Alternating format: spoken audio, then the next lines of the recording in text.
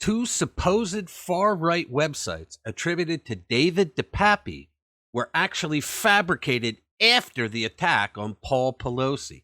We got the story, and you're not going to want to miss it.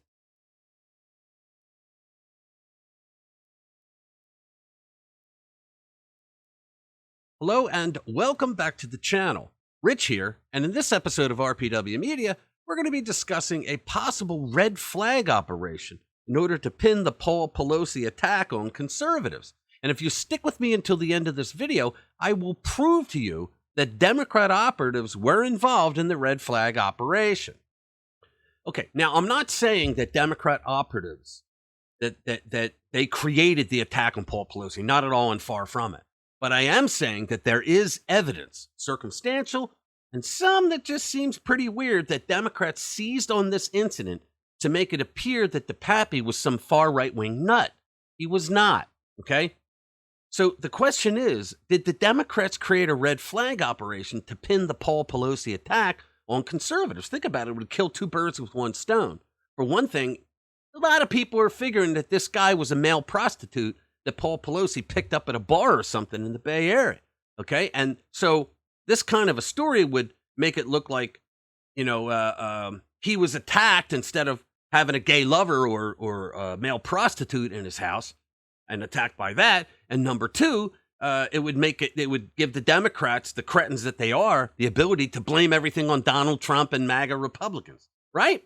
So the media has been citing two far-right websites in the attack on Paul Pelosi. There's all this crazy QAnon weird stuff going on, but it was a false flag created probably by Democrats to be like an October surprise, okay? As it turns out, the sites were built on Friday and deleted on Saturday.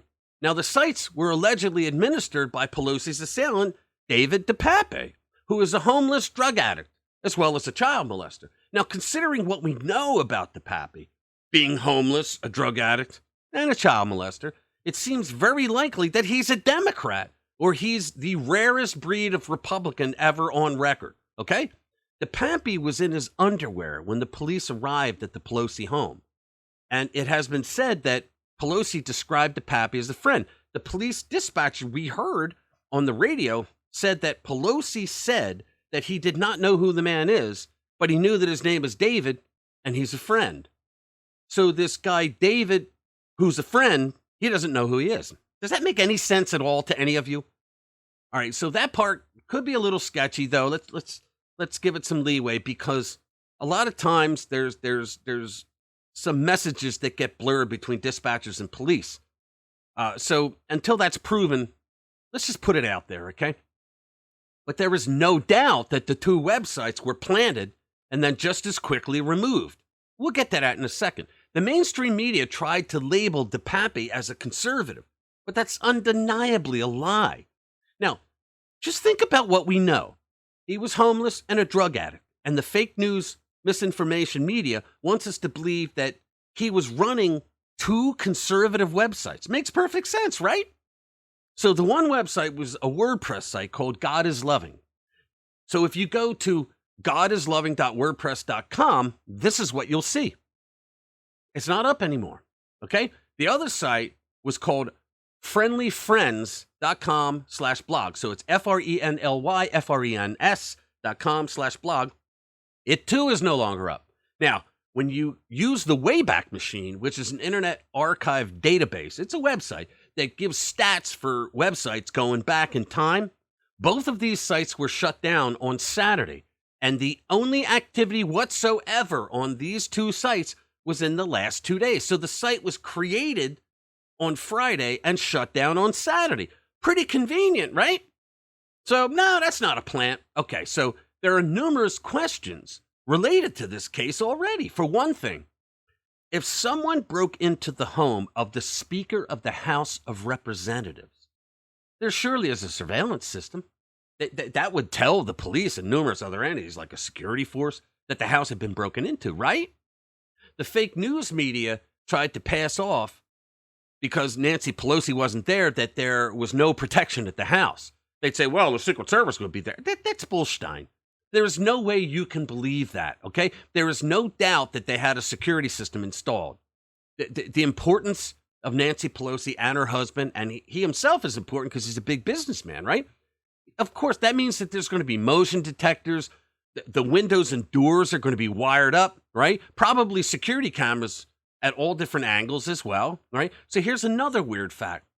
There are likely police cars circling the neighborhood where the Pelosi's live, all right? Because they know who she is, right? But the police reported that Paul Pelosi made the call to the police. Paul Pelosi never shared that the home was broken into. Why didn't he tell them that? Because the home was not broken into. People have also been asking if the incident could have been a burglary. Supposedly, DePape forced entry into the rear door of the house, and then he derobed. So he breaks into the house and takes his clothes off, right? You know, burglars all do that, right? Come on. But there's a video from Saturday that shows that there's glass on the outside of the home on the stairs behind the house. So if the window was broken from the outside to get into the home, then why is there glass on the outside and not the inside? Yeah, we could probably count on some fake news so-called expert who will now tell us this happens all the time, right? Someone breaks a window to get into a house and all the glass is on the outside of the house. Since Nancy Pelosi's home is involved, you can bet that kind of gaslighting is going to happen. Mark my words on it. So what do we have here?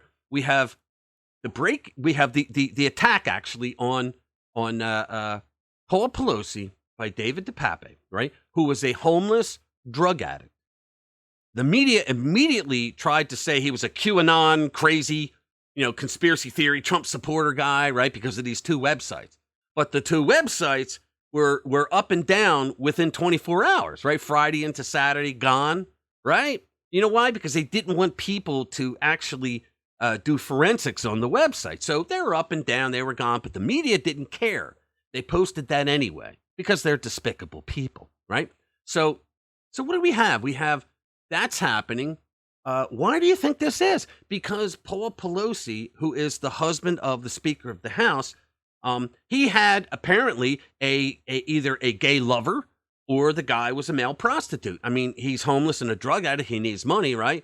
So Pelosi probably picked him up. Now, we did a story yesterday that shows that the Santa Monica Observer did a piece where they did two pieces, actually. The first piece they did was the actual story that all the rest of the fake news media was putting up. But then another guy another writer for the outlet wrote another story saying, this is more than likely what happened, okay? And he says it's speculation, but the guy knows what's going on out there. All right, he's a reporter. He knows. He said that everybody in the area knows that Paul Pelosi is gay, okay?